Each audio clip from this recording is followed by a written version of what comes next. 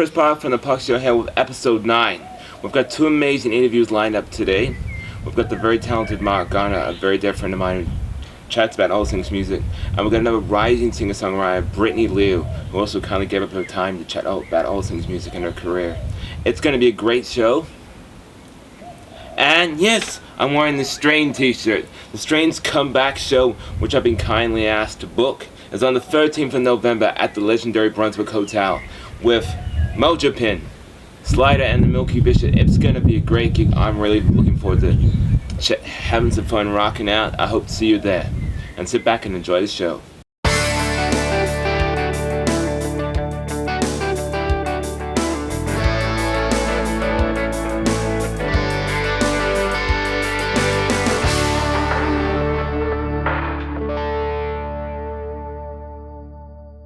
G'day, this is Chris from the Parx-e Show here. I'm in the lovely Basin, the home of the Basin Music Festival, and I'm here with my very good friend, dear friend, Mr. Mark Gardner, who's kindly given us time to chat with me today about all things music, open mics, and all things radio shows. And so you've been playing music for a very long time.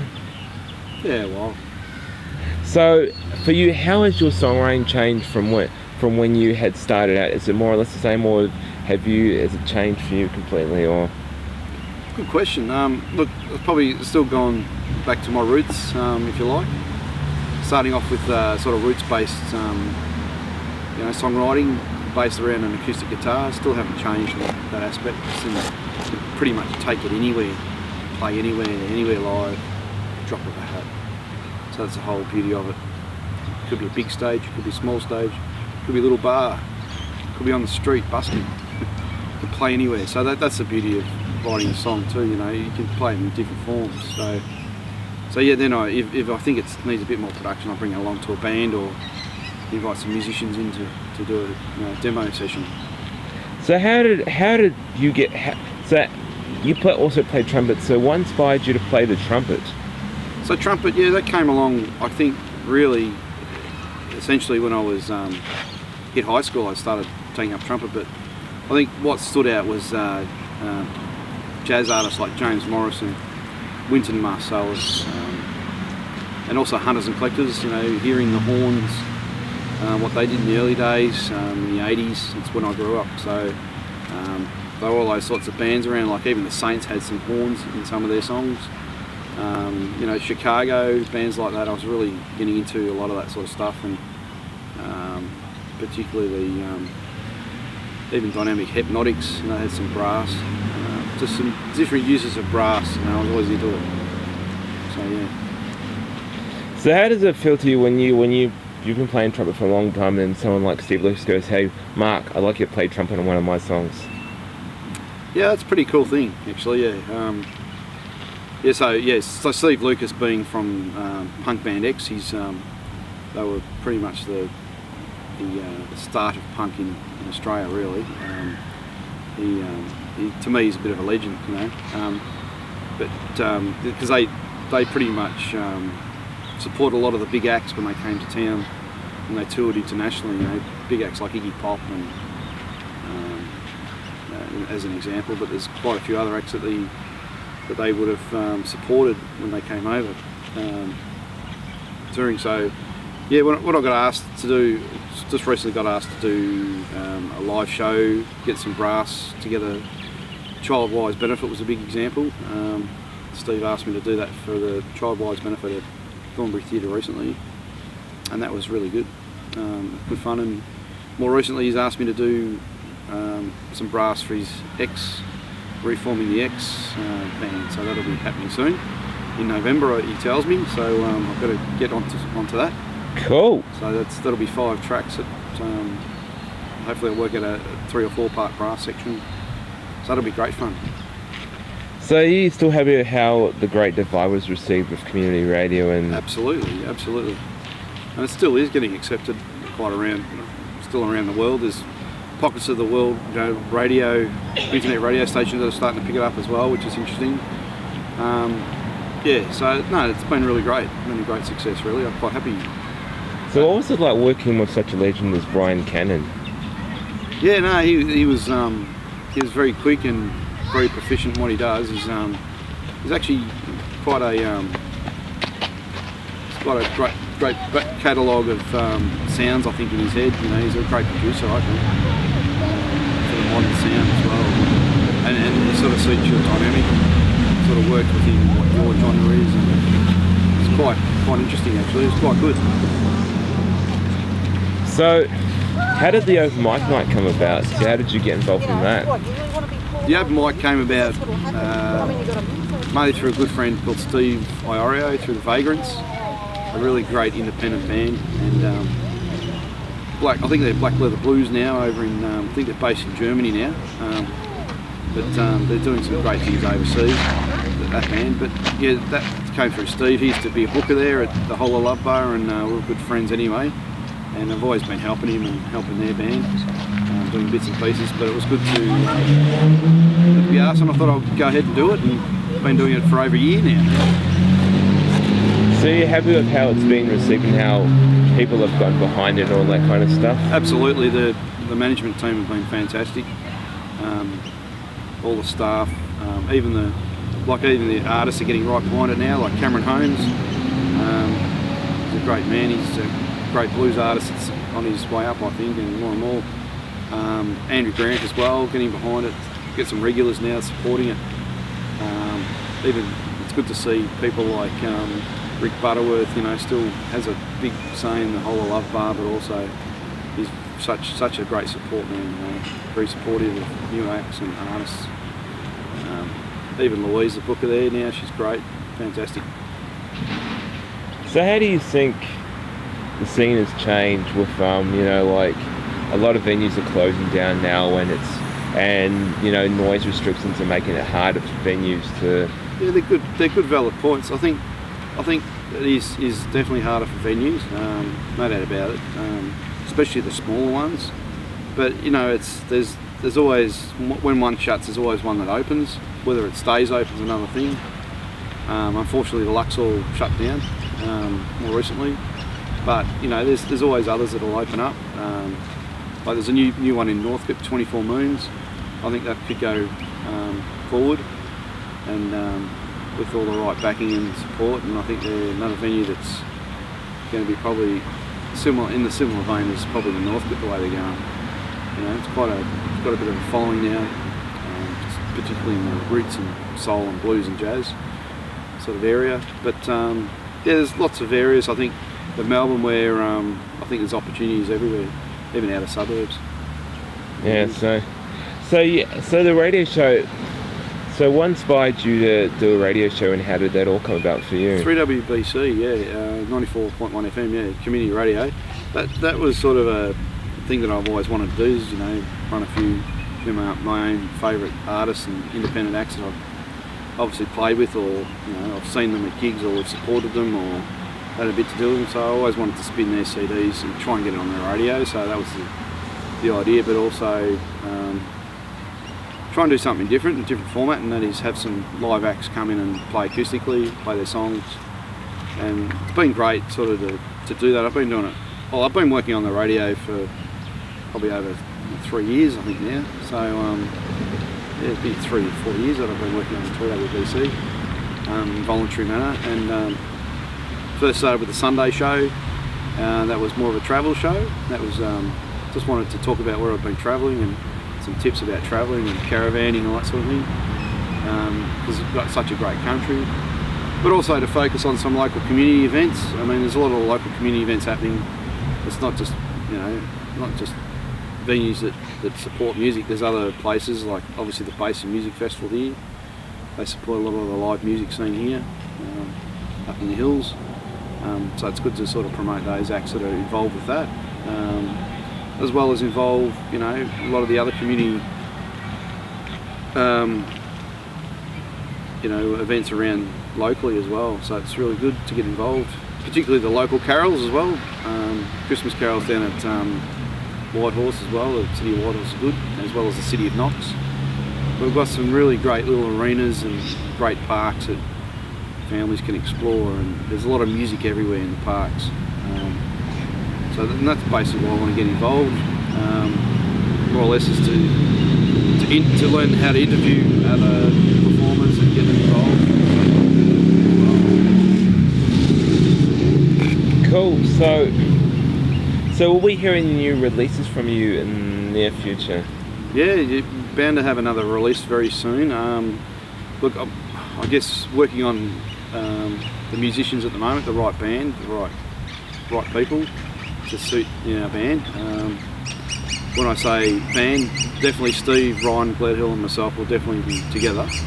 They're the mainstays, and we're just working. I think we've found a drummer, but we just want to be sure of the rest of the mix. We've certainly got some players, and I've had obviously the Mark Gardner trio, so basically it's a sort of a morph sort of band of a few acts. So I just want to try and make sure it's going to be a special band. I don't want to say too much right now, but it's going to be a pretty special CD when it gets released. Cool. So there's 10 tracks that are waiting to be released, and Steve and I are sort of holding back on that, and we'll just wait till we get the band right and then we'll release it. Too easy. But yeah, I'm looking at doing a single, either Forever Girl, I think it was, or Here We Go. There's 2 songs that sort of and ahhing which song to release. So you'll hear them, and yeah, they'll be quite pleased with how they've been recorded previously. So yeah, I'm quite happy with the next lot of songs. I've also got a lot of other new songs that I haven't released. I'm probably looking at recording a lot of rootsy based sort of stuff first myself, and probably get a rootsy based recording out soon as well. Cool. So what is next for yourself? What is next for the legendary Mark Gardner? Well, things can change overnight. Look, I've been really flat out. Like I said, I've been asked to do some brass for X, for the reformation of X, punk band X, working with Steve Lucas, so that'll be happening in November. November the 1st, I think, is the gig. I'm not sure of the full details, but watch your gig guides.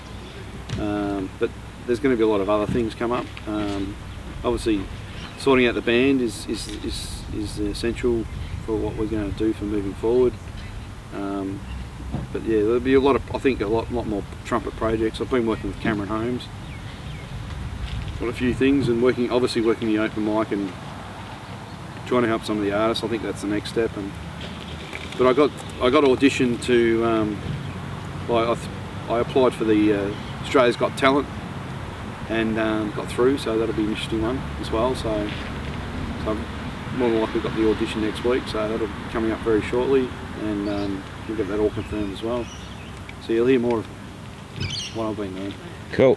I'll leave you with one more question. What is your go-to album if you need to feel inspired? If I need to feel inspired, that's an interesting question, Chris. I listen to all sorts of music, and it's, I'll probably put on an old 70s jazz record or something, like Freddie Hubbard or something, or even Tower of Power Horns or something they'll do, That's how I get pretty inspired. Some of these, even I go to the local community jazz, big band, I'm playing that occasionally as well. That's the Opus 21 big band, and so I've been busy working that as well. So, and that's a really great way to learn and to interact and hear different music as well. Relax, get inspired. Cool. We're done.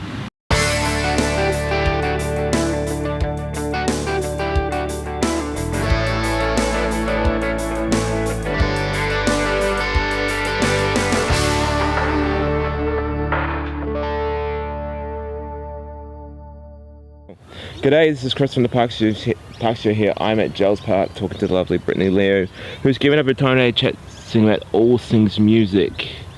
So yeah, are you happy how the EP's come out and how it's been received so far? Yeah, I really am. The EP is everything to me. It's my story the past 3 years, and I'm really happy with how people are responding to it, and the feedback I'm getting is really positive, and I haven't received any negative criticism yet, so I'm quite thrilled. So how was the writing process for that? I wrote all 5 tracks with Michael Paintner and Michael Delarenzis from M Squared Productions, and yeah, they're great. We spent like a week I went to their house and we wrote a song a day, and we got lunch, and then we spent a couple of days recording. It was just really relaxed and just super fun, and yeah, the guys are great, lots of laughs. So had you done any recording before this experience, or was this the first time you'd done recording? I'd recorded covers and stuff like that, but doing originals, was my first time with them. But yeah, I've done covers at other studios before. Cool. So when you went in the studio, was it a case of, had you prepared when you went to the studio, or was it more like, I'll just go in there and see how it goes? And I had a book of quotes and pictures and stuff like that inspired me, and like little things that I'd been through, and I had just a little book of just little things that I'd thought of and written down, and we just sat down and they went through the book and they said, tell us about this, tell us about that, and we just kind of linked songs from that. But yeah, no, they were really good with helping to make my ideas into an actual song. So one of the big things for you is social media plays a huge part in what you do. So how is that good for you, connecting with your audience and gaining a fan base? Yeah, social media's been great. People can connect to you, send you messages. Then I'm working with people that I've met through social media on other songs, and it's been great. People then say to me, I love your song, I can really connect to it, and that's a great feeling for me. It's a platform, to grow fans, and it's definitely helped me do that.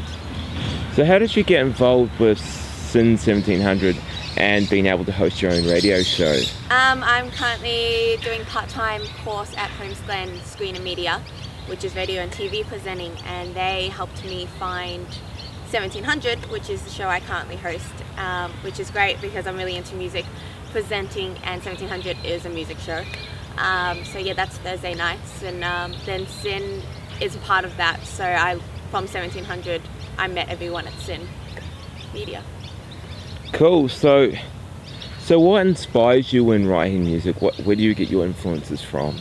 Well, influences wise, like anything that I've been through, like especially then, like I said, the 5 tracks are my 3 years. Health, relationships, school ending, all that.